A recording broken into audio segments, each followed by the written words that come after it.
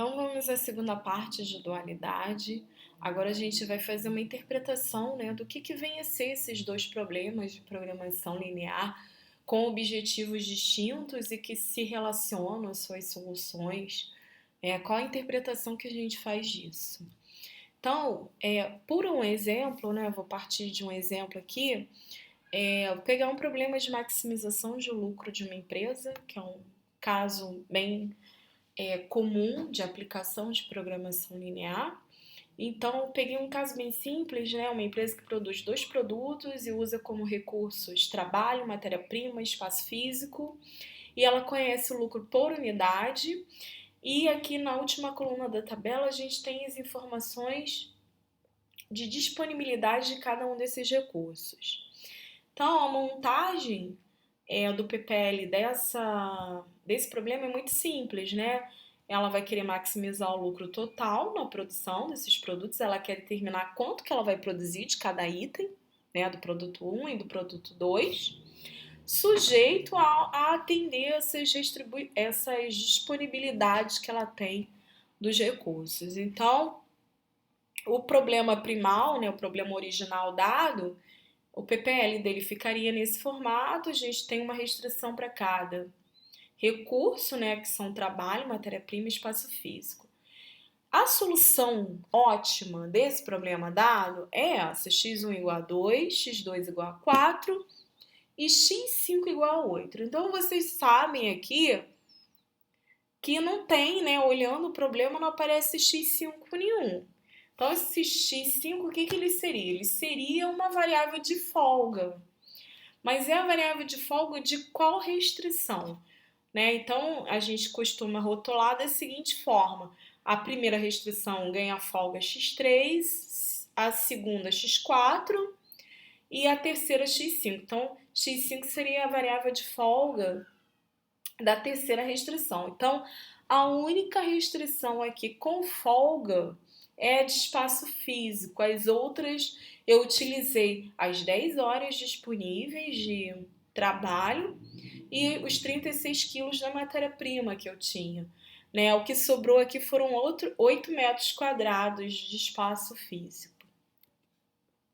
Bom, se a gente for, esse é o problema primal. Se a gente for montar o dual dele vai ser um problema de minimização, onde eu vou ter 3 variáveis de decisão, porque aqui no primal eu tenho 3 restrições, né? Então eu vou minimizar um 10W1 mais 36W2 mais 40W3, sujeito a quantas restrições? Eu vou ter 2 restrições, né? Porque aqui no primal eu tenho 2 variáveis só.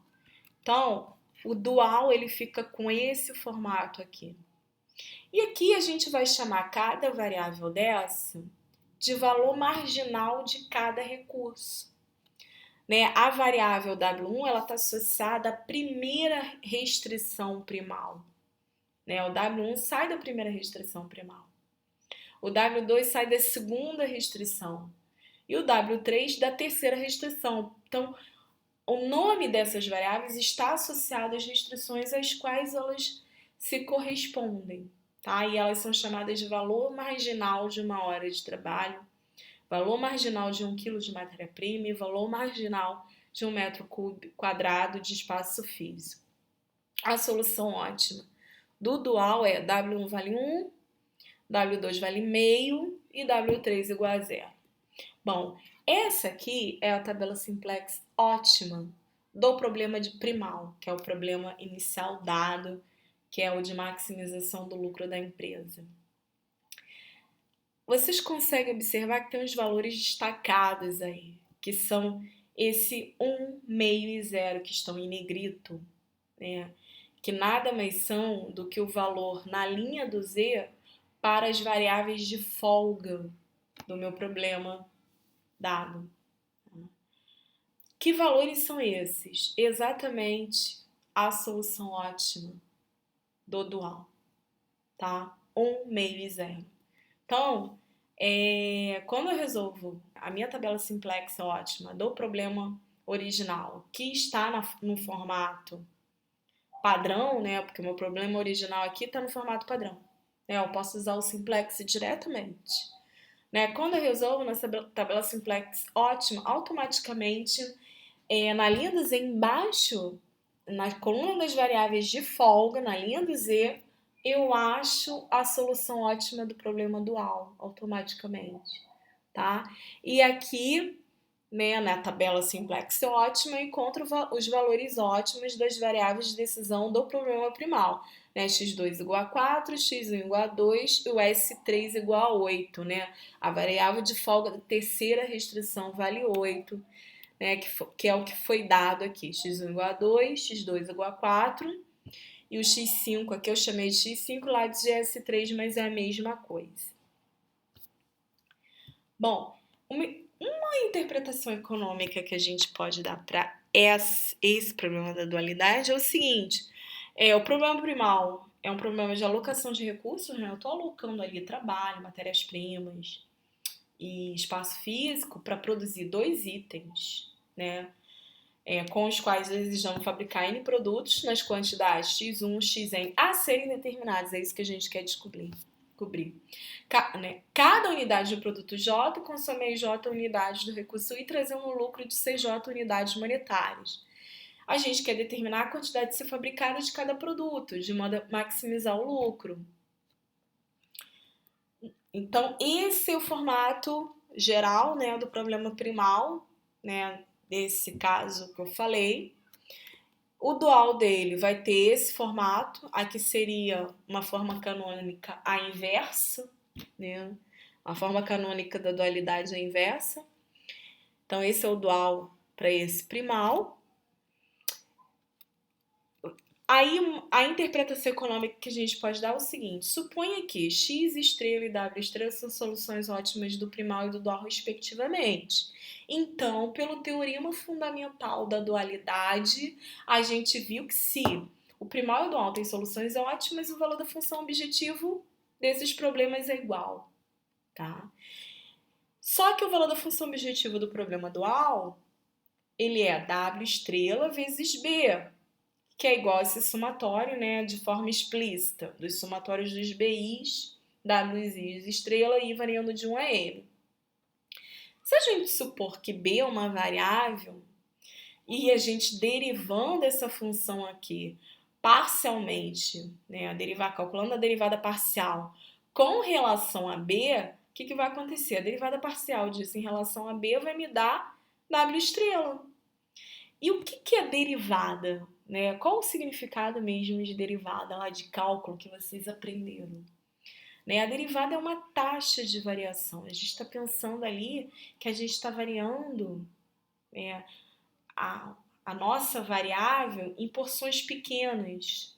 Né? Então, aqui a nossa variável é B. Então, a cada variação, né, marginal ali que a gente tem no B, pequena, o pequeno aqui para a gente seria a unidade. Tá? Qual é o impacto disso na minha função? Então, olha só, se eu variar o B, que é o lado direito do problema primal, em uma unidade, o impacto que isso vai ter na função objetivo desse problema é exatamente igual ao valor ótimo da variável dual. Olha a relação entre eles. Tá? A derivada, a gente está variando ali a taxas pequenas. Né? É um valor marginal. Marginal para a gente aqui é na unidade. Então, a variável dual vai ser o valor marginal daquele recurso. Então, a cada variação que eu der na quantidade que eu tenho do meu recurso, ou para mais ou para menos, o impacto disso na minha função objetivo vai ser exatamente igual ao valor da variável dual correspondente, ou para mais ou para menos. Tá? Então, a gente vai chamar W estrela de a contribuição ao lucro por unidade de recurso I. As variáveis duais são também chamadas de preços sombra, ou preço duais dos recursos utilizados. Então, a gente vai usar muito esses preços sombra, esses preços duais aí, quando a gente for mais adiante estudar análise de sensibilidade. tá? Então, a contribuição ao lucro por unidade de recurso vão ser as variáveis duais ou os preços sombras, o outro nome que a gente vai dar para elas. Então, voltando ao nosso problema dual, a gente está aqui olhando, né, o quanto, né, se W1 é o valor marginal de uma hora de trabalho, o valor marginal aqui, né, na solução ótima é igual a 1. Então, significa que se eu variar, né, a quantidade que eu tenho de horas de trabalho em uma unidade, o impacto disso no meu Z ótimo vai ser de R$ 1 para cada hora a mais. Tá? É isso que está sendo dito. Tá?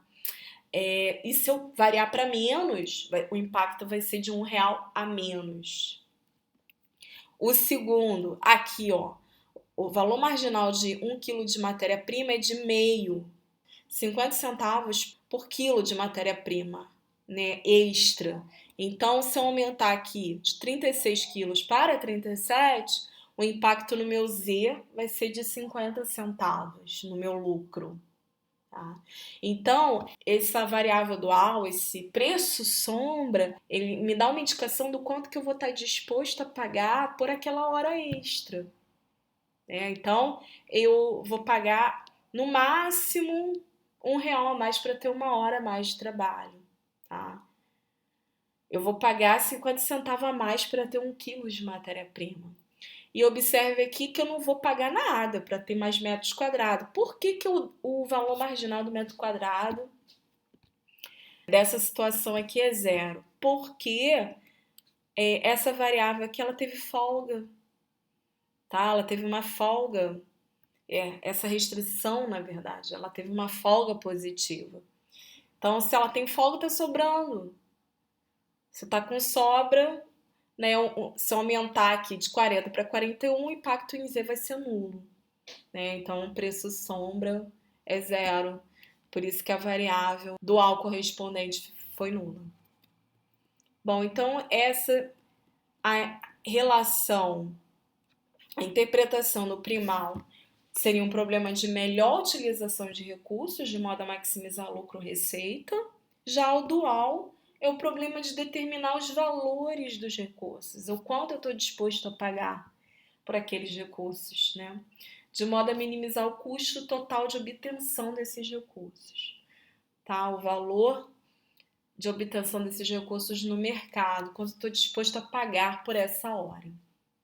Por essa hora, por esses quilos de matéria-prima ou pelo metro quadrado.